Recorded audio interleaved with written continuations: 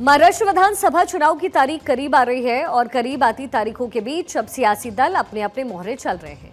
इसी सिलसिले में शिवसेना यूबीटी के प्रमुख उद्धव ठाकरे ने दिल्ली का दौरा किया है। कांग्रेस और आम आदमी पार्टी से मुलाकात की। माना अब यहाँ ये जा रहा है कि इस मुलाकात का मकसद चुनाव के लिए सीटों पर मंथन रहा है और अब शिवसेना उद्धव गुट के प्रवक्ता संजय राउत ने उद्धव ठाकरे के दौरे को लेकर के कुछ इन्फॉर्मेशन दी है, जिनका कहना है कि महाराष्ट्र के अंदर किसी महाविकास अघाड़ी को किसी तरह की टेंशन इस समय नहीं है। हमारी सीट शेयरिंग की बातें पूरी हो गई है, चर्चा चल रही है। 3 पार्टी में सीट शेयरिंग के बारे में कोई तनाव नहीं, कोई मतभेद नहीं। हमें चाहते हैं हर सीट पर ऐसा उम्मीदवार ऐसी पार्टी लड़े जो वहां जीत सकती। जहाँ एनसीपी, जहाँ कांग्रेस, जहाँ शिवसेना का उम्मीदवार जीता है उनको सीट मिलेगी। यही हमारा फॉर्मूला है।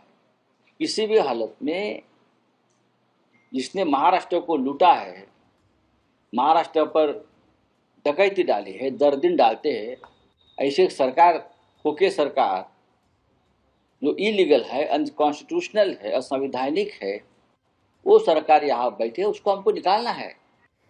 यानी कि अगर सीधा सीधा संजय राउत की आप माने तो महाविकास अघाड़ी में ऑल इज वेल, लेकिन संजय राउत ने जो बातें कही हैं जमीन पर कांग्रेस के अंदर हालात उससे अलग नजर आ रहे हैं, क्योंकि कांग्रेस नेता पृथ्वीराज चव्हाण की सोच कुछ और ही बयां कर रही है।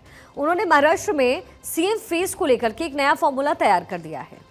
पृथ्वीराज चव्हाण का कहना यह है कि महाविकास अघाड़ी किसी चेहरे को आगे करके चुनाव नहीं लड़ने वाला है, बिना सीएम फेस के ही चुनाव लड़ेंगे ये महाविकास अघाड़ी। इसके बारे में जिक्र चव्हाण ने किया। चुनाव के बाद मुख्यमंत्री तय किया जाएगा, जिसकी सीटें ज्यादा होगी उसका ही मुख्यमंत्री होगा। यानी उद्धव जो कह रहे हैं, संजय जो कह रहे हैं, उससे बिल्कुल उलट कांग्रेस के नेता हैं चव्हाण, उन्होंने ये फॉर्मूला सेट किया है।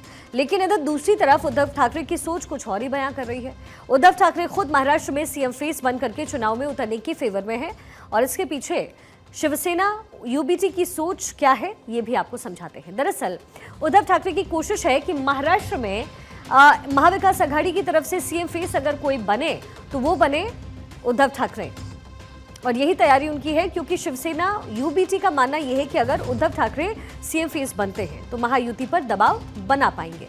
दबाव इस बात का होगा कि अगर महाराष्ट्र में महायुति की सत्ता में आई तो मुख्यमंत्री किसको बनाया जाएगा। इसलिए उद्धव ठाकरे सीएम फेस को लेकर के ना सिर्फ कांग्रेस बल्कि एनसीपी सपा को भी राजी करना चाहते हैं, अपने फेवर में करने की कोशिश कर रहे हैं। इसी बीच खबर यह भी है कि 20 अगस्त को मुंबई रैली में महाविकास अघाड़ी अपनी एकता का शक्ति प्रदर्शन करने वाली है और यहीं से विधानसभा चुनाव के लिए महाविकास अघाड़ी के अभियान की शुरुआत भी हो जाएगी। अब इस दौरान राहुल गांधी, मल्लिकार्जुन खड़गे, शरद पवार और उद्धव ठाकरे रैली को संबोधित करते नजर आएंगे। सीएम फेस को लेकर के इसी सोच के साथ उद्धव ठाकरे ने दिल्ली का दौरा किया, जहां उन्होंने सोनिया गांधी, राहुल गांधी, मल्लिकार्जुन खड़गे और कांग्रेस के तमाम नेताओं से मुलाकात की। वहीं दूसरी तरफ अरविंद केजरीवाल की पत्नी सुनीता केजरीवाल, अरविंद केजरीवाल के माता पिता और आम आदमी पार्टी के नेताओं से भी मुलाकात उद्धव की हुई। आम आदमी पार्टी के साथ ही ये मुलाकात अहमियत इसलिए भी रखती है क्योंकि आम आदमी पार्टी एकला चलो की राह पर निकलने की तैयारी कर रही है।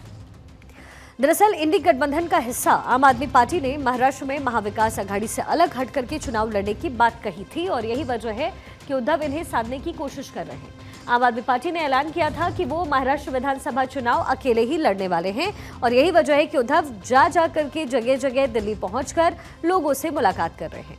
मुंबई की सभी 36 सीटों पर उम्मीदवार उतारने की बात आम आदमी पार्टी की तरफ से कही गई थी और यही वजह है कि अब यहां पर उद्धव ठाकरे जो हैं आम आदमी पार्टी को साधना चाहते हैं, यानी एक साथ फेवरेबल पोजीशन में आकर के महाराष्ट्र में चुनाव उद्धव लड़ना चाहते हैं।